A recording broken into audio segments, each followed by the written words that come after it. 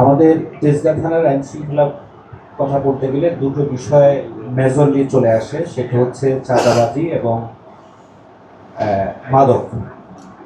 মাদকের যে স্পটগুলো রয়েছে সেখানে এখনো অ্যাক্টিভলি এগুলো চলমান আছে এবং আমাদের এলাকাবাসী সহ প্রত্যেকে এটা নিয়ে দুশ্চিন্তাগ্রস্ত। এ বিষয়ে সিন কোনো পদক্ষেপ আমরা দেখতে পাচ্ছি না, বরঞ্চ অনেক ক্ষেত্রে দেখা যায় যে চাঁদাবাজি, মাদকের বিভিন্ন লোককে গ্রেফতার করার পর তারা আবার জামিনে বের হয়ে যাচ্ছে। এই জন্য তাদের কাছেও এটা খুব ইজিয়ার প্রসেস। এটা থেকে বের হয়ে আসার জন্য কিভাবে করা দরকার, এটা আমার মনে হয় আপনাদের কাছ থেকে একটু আসলে ভালো হয়।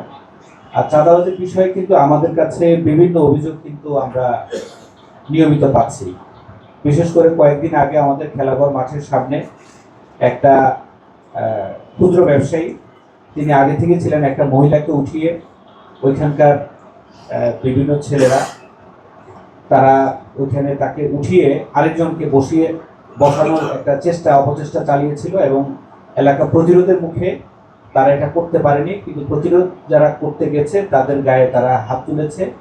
তার একটা অভিযোগ আমরা এখানে দিয়েছি এবং সেই অভিযোগেরও কিন্তু কোনো অবস্থান আমরা এখনো জানতে পারিনি আর কি।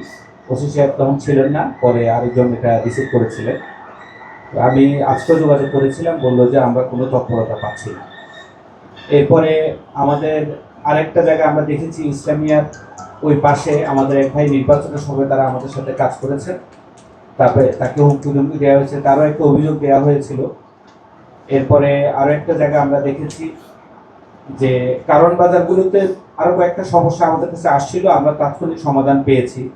আমাদের এক জায়গায় একজন ভাইকে গাড়ি থেকে মালামাল নামতে দিচ্ছিল না এবং তাকে বিভিন্নভাবে হুমকি ধুমকি দেওয়ার পরে আমরা থানার সাথে যোগাযোগ করার পরে ওইখান থেকে সরাসরি ওসি দমন্ত এবং অপারেশন যিনি ছিলেন তিনি সরাসরি ওইখানে গিয়ে সেটাকে তারা সমাধান করেছে।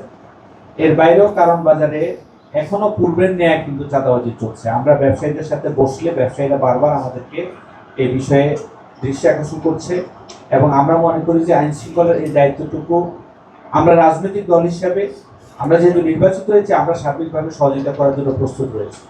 কিন্তু এই ভূমিকাটা আইন শৃঙ্খলা বাহিনী যদি আমাদের কাছে সহযোগিতা চায় আমরা করবো, কিন্তু এটার দায়িত্বটা আইন শৃঙ্খলা বাহিনীকেই পালন করতে হবে। আমার মনে হয় এই দুটো বিষয়ে মেজরলি হচ্ছে। আর হুমকি ধুমকির বিষয়গুলো আমরা আপনাদেরকে জানাচ্ছি। আমার মনে হয় যে একটা কুইক রেসপন্স যদি আসে, তাহলে দুই একটা কেস যদি এরকম আসে তাহলে অন্যরা কিন্তু সতর্ক হয়ে যায়। আমরা চাই যে একটা নিরপেক্ষ অবস্থান থেকে আপনারা ভূমিকা রাখবেন, যাতে করে যেই হুমকিতে কোনো ব্যবসায়ীকে তার জায়গা থেকে সরিয়ে অন্য একটা ব্যবসায়ীকে তারা প্রতিষ্ঠান করতে চায়, আপনারা যদি এটা তাৎক্ষণিক কোনো ব্যবস্থা নেন তাহলে অন্যদের কাছে এটা মেসেজ চলে যায় যে এখানে নিরপেক্ষভাবে থানার পক্ষ থেকে কাজ চলছে, সুতরাং আমাদের এখানে আলাদা কোনো চিন্তা করার সুযোগ থাকে না। এই জন্য আমি সবাইকে অনুরোধ জানাবো, এখানে বিভিন্ন থানার যারা রয়েছে আপনারা দয়া করে এই ধরনের কেসগুলো যখন আসবে তখন দ্রুত রেসপন্স আপনারা করবেন এবং যে কয়েকটা বিষয় বলছি এই কয়েকটা বিষয় আমরা আশা করছি আপনাদের কাছ থেকে আমরা রেসপন্স পাবো।